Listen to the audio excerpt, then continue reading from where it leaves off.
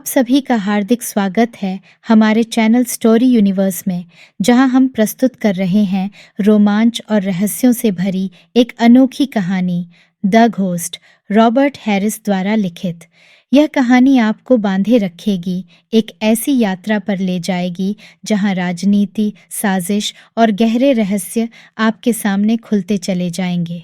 कल्पना कीजिए, एक लेखक जो अपने पेशे में माहिर है, उसे एक ऐसा काम सौंपा जाता है जो उसे न केवल पेशेवर चुनौतियों में डालता है, बल्कि उसकी जान को भी खतरे में डाल देता है। पूर्व ब्रिटिश प्रधानमंत्री की आत्मकथा को पूरा करने के लिए बुलाए गए इस घोस्टराइटर का सफर इतना आसान नहीं होता जितना उसने सोचा था।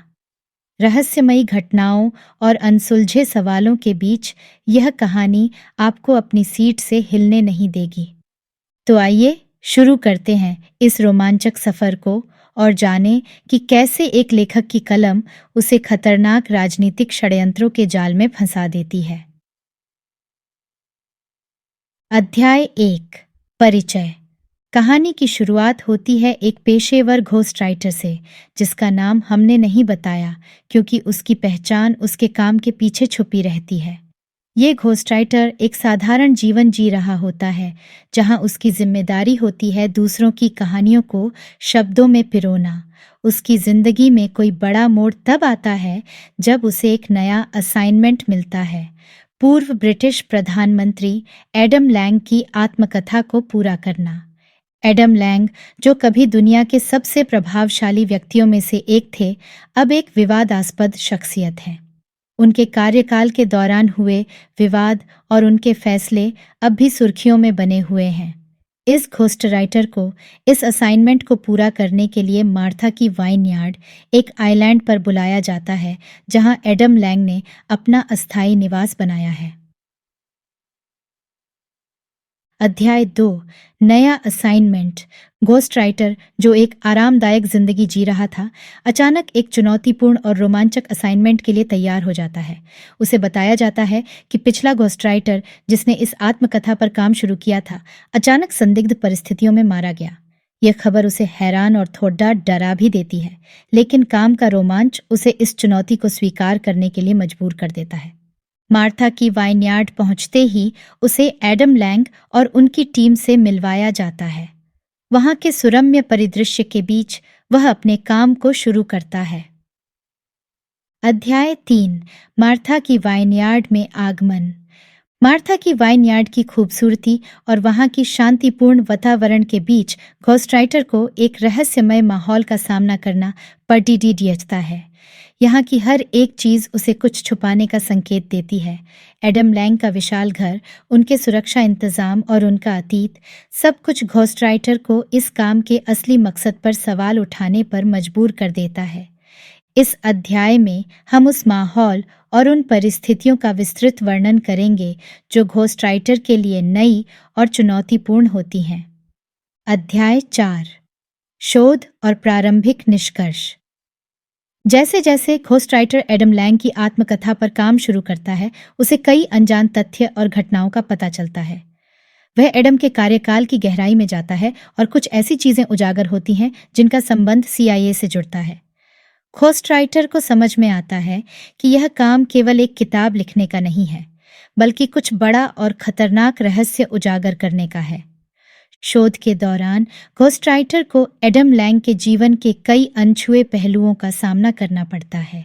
उसकी यात्रा अब एक साधारण असाइनमेंट से बढ़कर एक रहस्यमयी खोज में बदल जाती है। अध्याय 5, पिछले घोस्ट राइटर की रहस्यमयी मृत्यु।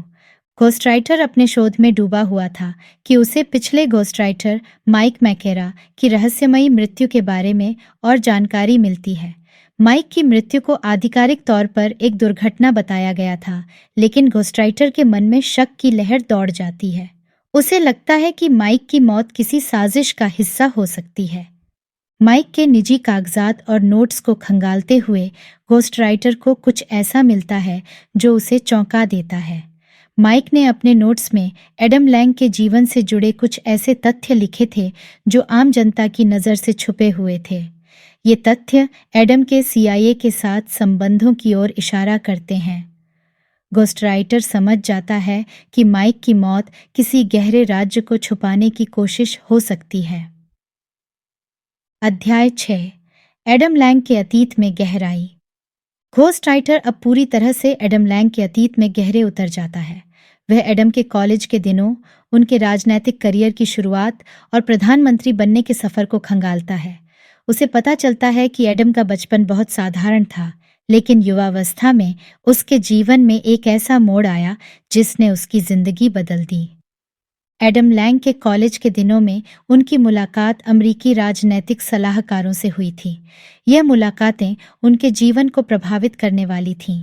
घोस्टराइटर को पता चलता है कि एडम के राजनीतिक करियर को आकार देने में CIA का बड़ा हाथ था। अध्याय 7 CIA कनेक्शन का खुलासा।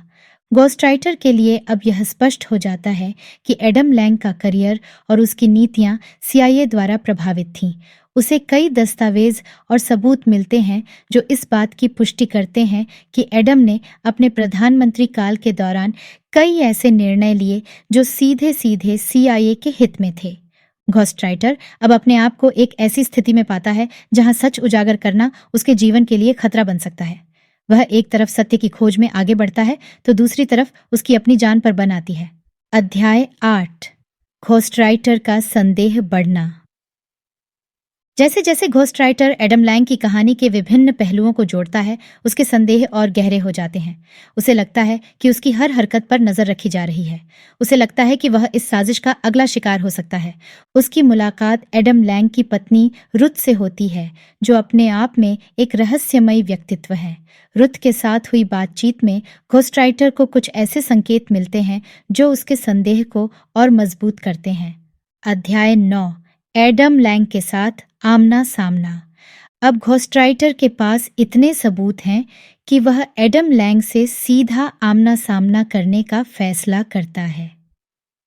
वह एडम से सवाल पूछता है और उससे उन सभी रहस्यों का जवाब मांगता है जो उसने अब तक खोजे हैं।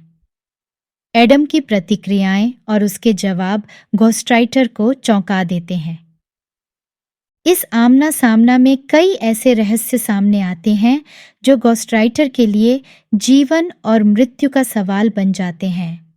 अध्याय 10 चरमोत्कर्ष सत्य का उद्घाटन। इस अध्याय में घोस्टराइटर को वह सबूत मिलता है जो एडम लैंग और CIA के संबंध को पूरी तरह से उजागर करता है। यह सबूत एक ऐसा दस्तावेज है जो सीधे तौर पर इस साजिश का पर्दाफाश करता है। घोस्टराइटर को अब यह समझ में आता है कि माइक की मौत इसी दस्तावेज की वजह से हुई थी। वह खुद को एक बड़े खतरे में पाता है, लेकिन वह सच को सामने लाने के लिए दृढ़ संकल्पित है। अध्याय 11 परिणाम और निष्कर्ष। घोस्टराइटर ने आखिरकार सच उजागर कर दिया, लेकिन यह सच उजागर करने की कीमत उसे चुकानी पड़ी। एडम लैंग और उसके सहयोगियों के खिलाफ कानूनी कार्यवाही शुरू होती है और कई बड़े राजनेता और अधिकारी इस साजिश में फंसे पाए जाते हैं। घोस्टराइटर के साहस और उसकी दृढ़ता ने एक बड़ी साजिश का पर्दाफाश किया, लेकिन इस प्रक्रिया में उसने अपनी निजी जिंदगी में बहुत कुछ खो दिया। अध्याय 12 उपसंहार। कहानी के अंत में घोस्टराइटर अपनी जिंदगी के इस अध्याय को बंद करके आगे बढ़ने की कोशिश करता है। उसने जो सच उजागर किया वह उसे एक नई पहचान और एक नई दिशा देता है। प्रिय श्रोताओं, इस कहानी का उद्देश्य यह दर्शाना था कि सच को छुपाने की कितनी भी कोशिश की जाए, एक दिन वह सामने आ ही जाता है। हम आशा करते हैं कि इस कहानी ने आपको रोमांचित किया होगा और सोचने पर मजबूर किया होगा। आशा करते हैं कि यह कहानी आपको बहुत पसंद आई होगी। ऐसी और कहानियाँ सुनने के लिए जुड़े रहिए हमारे चैनल स्टोरी यूनिवर्स के साथ। धन्यवाद।